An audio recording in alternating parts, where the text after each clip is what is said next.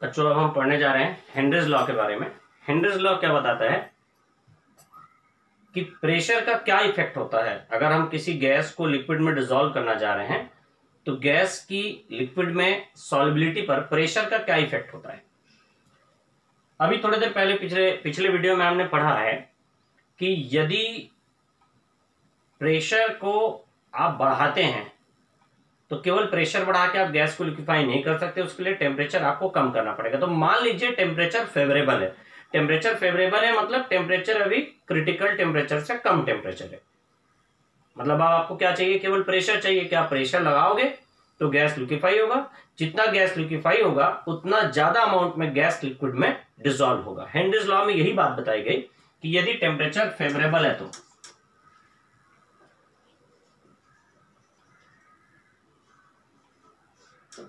Henry's law,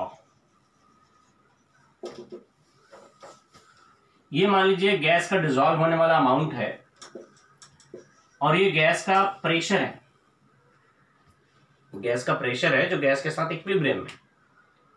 तो Henry's law बोलता है कि जितना ज्यादा प्रेशर लगाएंगे उतना ज्यादा अमाउंट में गैस लिक्विफाई होगी और उतना ज्यादा अमाउंट में गैस जो रहता है वो लिक्विड में डिसॉल्व होगी।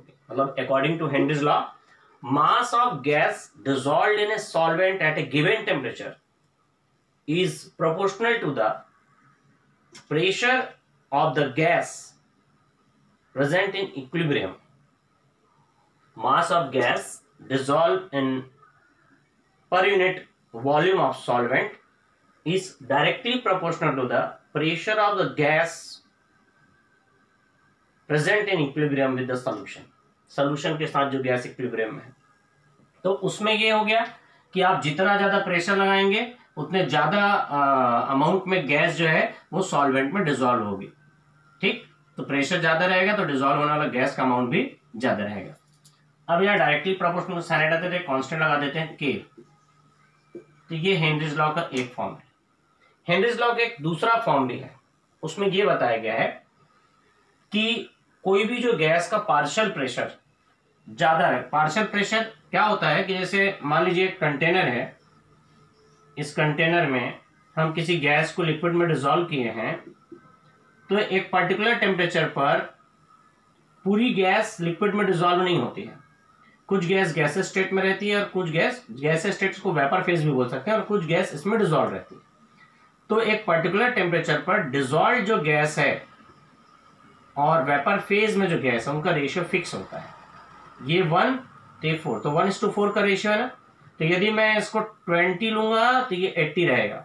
मतलब मान लीजिए, समझने के लिए ऐसा एज्यूम कर लेते हैं कि 20 मोल गैस अगर यहाँ वेपर फेज में है एक पर्टिकुलर टेम्परेचर पर और 80 मोल लिक्विड स्टेट में है, यदि इसी को मान लीजिए आप 5 मोल गैस डिसॉल्व करेंगे तो 1 मोल वेपर फेज में रहेगा और 4 मोल डिसॉल्व फॉर्म में रहेगा। मान लीजिए आप 10 मोल लेते हैं या मान लीजिए 50 मोल गैस लेते हैं, तो अपने को क्या रेशियो चाहिए, 1:4 रेशियो भी आएगा। अगर ऐसा है कि मान लीजिए हम लोग टेम्परेचर ले लेते हैं 10 डिग्री सेंटीग्रेड, 10 डिग्री सेंटीग्रेड पर कोई भी जो एक पर्टिकुलर गैस है, मान लीजिए कार्बन डाइऑक्साइड गैस है, उसको वाटर में डिसॉल्व किए, तो 5 मोल गैस को हम डिसॉल्व किए हैं।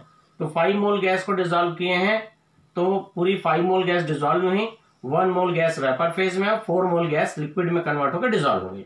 मतलब कार्बन डाइऑक्साइड गैस का वेपर फेज और लिक्विड या लिक्विड फेज में जो रेशियो क्या है 1:5 है। कब, जब हम 5 मोल डिसॉल्व किए, तो इनका रेशियो यही मेंटेन रहेगा 1:5 या 1:4।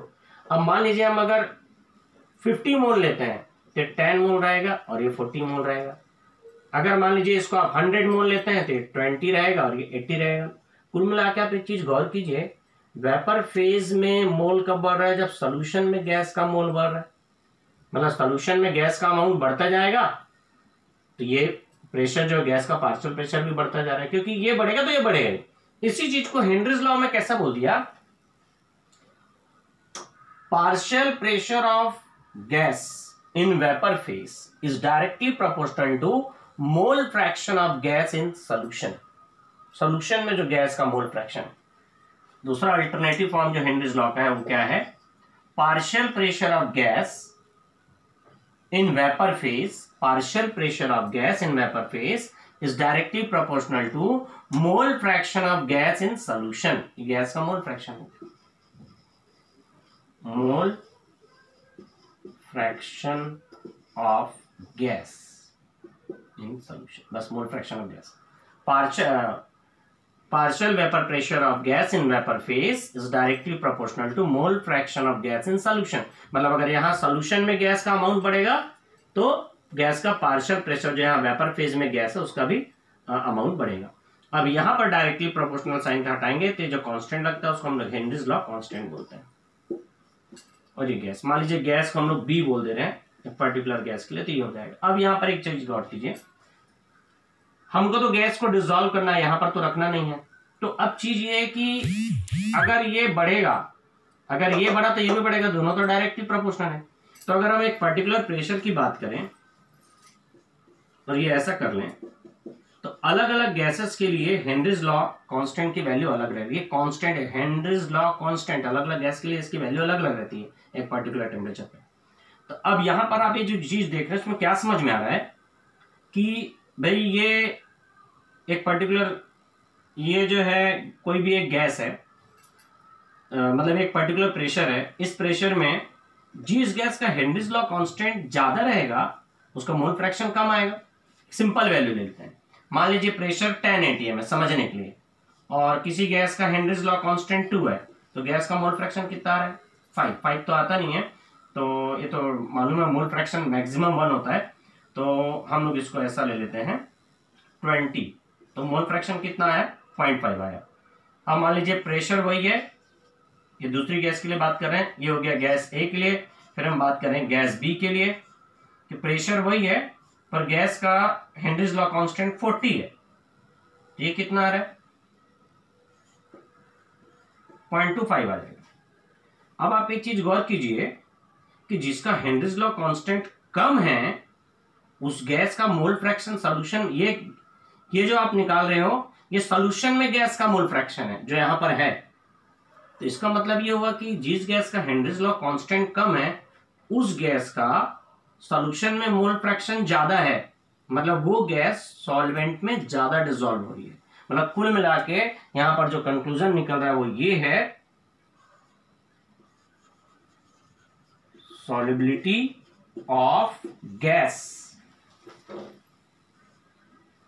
is directly proportional to inversely proportional to Henry's law constant. जिस गैस का हेनरीज लॉ कांस्टेंट कम होगा उस गैस की एक पर्टिकुलर कंडीशन में, एक पर्टिकुलर टेम्परेचर और प्रेशर पर उसकी सॉल्युबिलिटी ज्यादा होगी। अगर हम 2 या 2 से ज्यादा गैसेस की बात कर रहे हैं उन सभी के लिए टेम्परेचर फिक्स रखें, प्रेशर फिक्स रखें, तो जिस गैस का हेनरीज लॉ कांस्टेंट कम होगा उस गैस की सॉल्युबिलिटी उस पर्टिकुलर सॉल्वेंट में ज्यादा होगी। हम ए और बी दे रहे हैं तो बी का हेनरीज लॉ कांस्टेंट कम है एक पर्टिकुलर प्रेशर पर, एक पर्टिकुलर टेम्परेचर पर, किसके लिए ए हेनरीज लॉ कांस्टेंट किसके लिए कम है ए के लिए।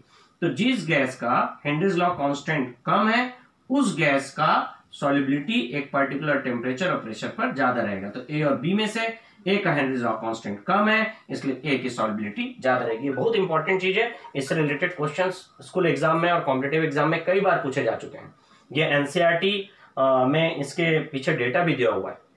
अब यहां पर एक बात ये समझ लीजिए कि जब हम टेम्परेचर बढ़ाते हैं, हम लोग क्या किए, प्रेशर को बढ़ाए हैं ताकि गैस लिक्विफाई हो, और टेम्परेचर कम किए, तो प्रेशर बढ़ाए हैं और टेम्परेचर को कम किए हैं तो गैस लिक्विफाई हुई है।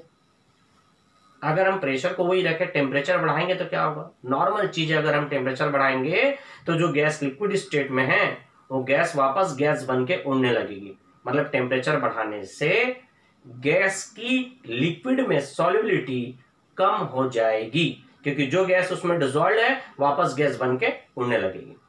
गैस अभी लिक्विड में कन्वर्ट होकर डिसॉल्व हो गई, टेम्परेचर बढ़ाएंगे तो वही जो गैस रहेगी वो क्या होगी, लिक्विड बन के उड़ने लगेगी। जो गैस अभी लिक्विड स्टेट में होने के कारण घुली हुई है, टेम्परेचर बढ़ाने के कारण वो गैस बन के उड़ने लगेगी। तो टेम्परेचर बढ़ाने से गैस की सॉल्युबिलिटी कम होती है। इसी को इसके टर्म्स में क्या बोल सकते हैं कि टेम्परेचर बढ़ाने से यदि सॉल्युबिलिटी कम होती है मतलब हेनरीज लॉ कांस्टेंट की वैल्यू बढ़ जाती है। वही एनसीईआरटी में एक टेबल चार्ट बना के दिया हुआ है, उसमें लिखा हुआ है कि टेम्परेचर बढ़ाने से नाइट्रोजन और ऑक्सीजन गैस के लिए, बाकी गैस के लिए, कि टेम्परेचर बढ़ाने से हेनरीज लॉ कांस्टेंट जो है, टेम्परेचर बढ़ाने से हेनरीज लॉ कांस्टेंट की वैल्यू बढ़ गई, इसका मतलब गैस की लिक्विड में सॉल्युबिलिटी कम हो गई। ये मैंने आपको बताया हेनरीज लॉ और हेनरीज लॉ कांस्टेंट के बीच टेम्परेचर, उसका इफेक्ट, कि गैस की सॉल्युबिलिटी पर क्या इफेक्ट होता है प्रेशर का, इसको बताने के लिए मैंने भी हेनरीज लॉ बताया। अब नेक्स्ट वीडियो में मैं आपको हेनरीज लॉ के लिमिटेशंस और उसके एप्लीकेशन के बारे में बताऊंगा।